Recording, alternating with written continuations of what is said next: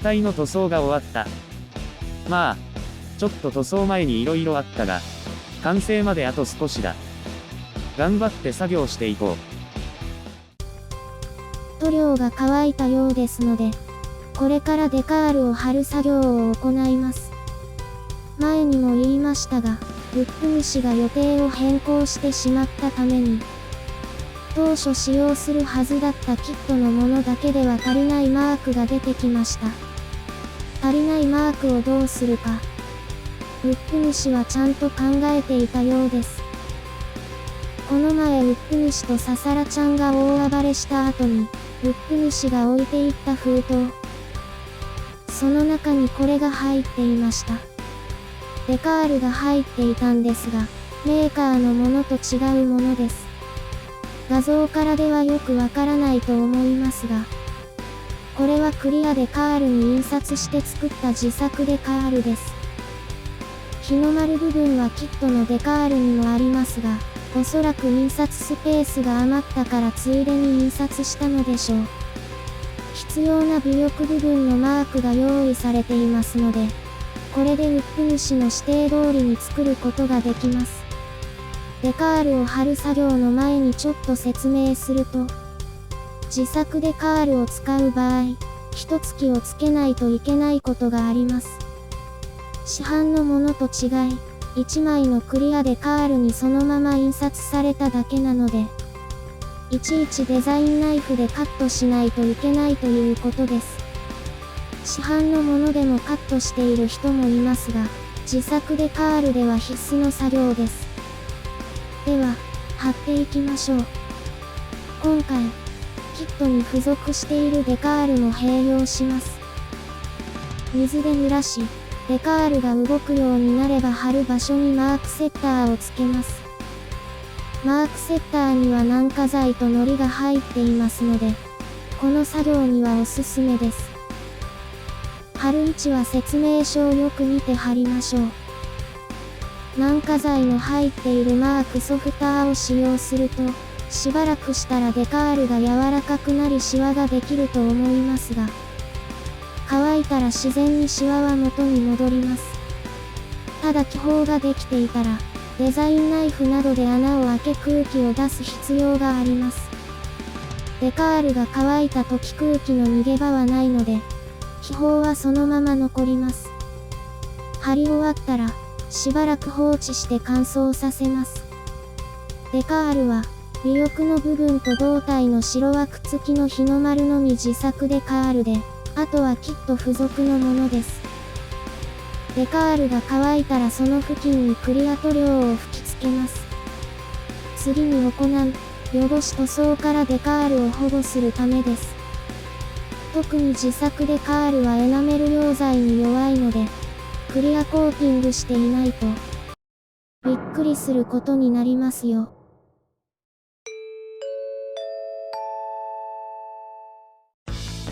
さて、次は汚し塗装、ウェザリングですね。日本機は塗装の剥がれが目立つので、やると効果的です。もっとも、私は汚さずに綺麗に仕上げるのが好みなんですが、そんなわけで、汚し塗装はほとんど未経験なので、ちょっと不安があります。でもやってみないと何も進みませんので頑張ります。今回は、パネルの線に沿ってエナメル塗料を筆で塗ります。そして拭き取ります。細かい場所は、綿棒を使うといいですよ。拭き取り終わりましたが、表面に汚れた感じが出てきました。特に仮面はかなり雰囲気が変わりましたね。この後、塗装の剥がれを銀の塗料で再現します。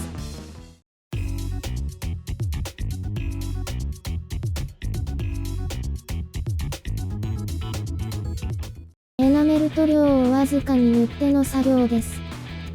最初に銀を一面に拭いた後、上面色を塗ってそれを剥がすという方法もありますが、エナメル塗料を塗っていく作業の方が手軽にできますし、失敗しても拭き取ってやり直しができますからね。このような作業では、やり直しができるという点はとても助かります。細かな作業になりますが、慎重に進めましょう。銀エナメルを塗り終わり、こんな感じになりました。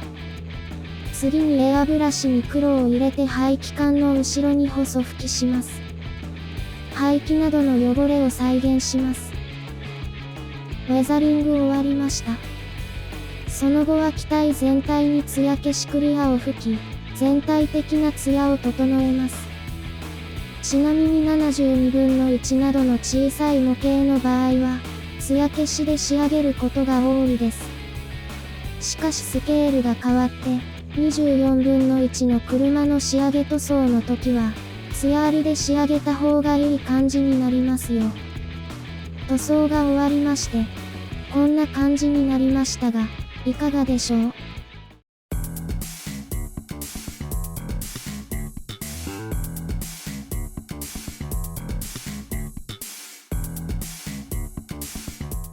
仕上げ塗装の完了です。塗料が乾くのを待ちますが、この塗料は早めに乾燥しますので待ち時間は少ないはずで、すぐに組み立て作業に入ることができるでしょう。私の仕事はこれで完了です。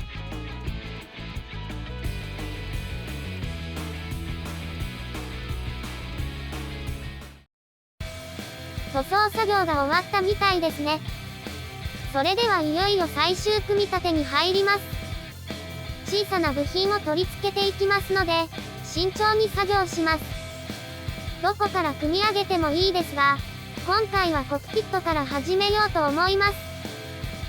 それと最終段階なので、ついつい忘れがちなのですが、自作した照準器を取り付けます。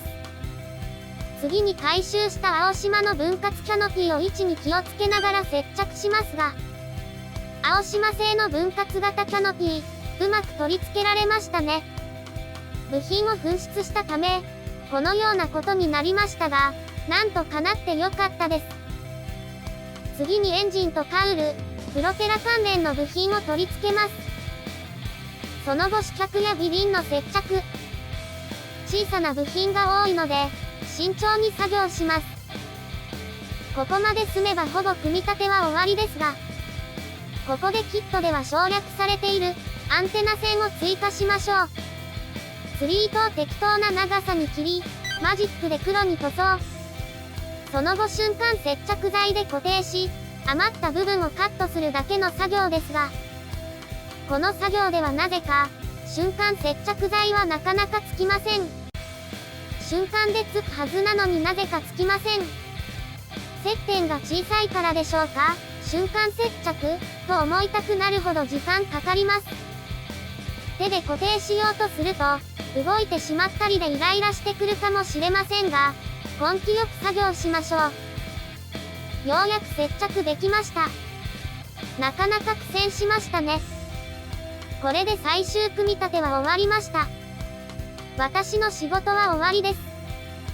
前回の時もやりましたが、死脚が完全に固定できるまでこのままにしておきます。直接置けるようになるのが待ち遠しいです。最初の予定を変更し、推定ですがパイロットが分かっている機体を作りました。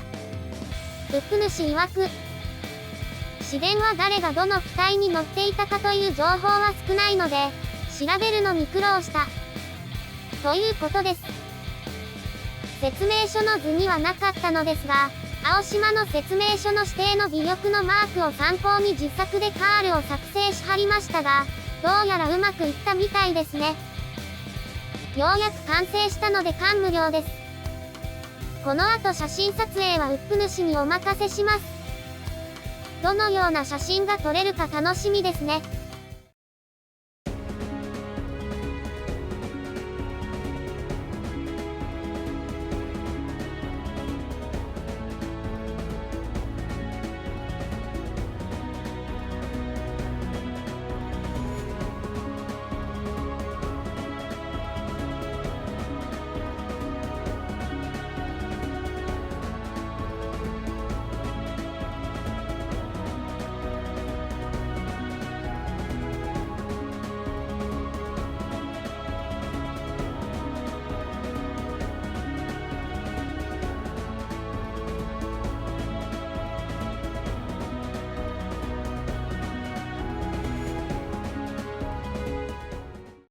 写真撮影、お疲れ様。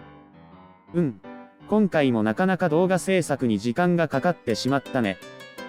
でもウップ主、模型制作のペースは今までより早かったんじゃない？だって、前回の作品は1年以上かかったでしょ？そういえばそうだったね。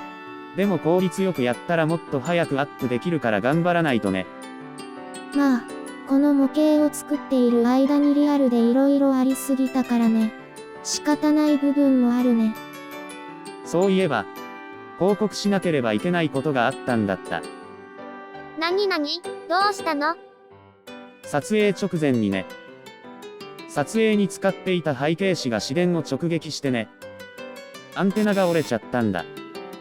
あらあら。そういうわけで、急いで応急処置して撮影しました。アンテナ線が緩んでいるのは、このアクシデントのためです。ここまで作っておいて、撮影できなかったらショックだったね。ウップ主よく修復できたね。なんとか撮影できたので不幸中の幸いだったかな。それとね、もう1点ほど。今回紛失した透明部品なんだけど、偶然机の引き出しを片付けていたら、その中にありました。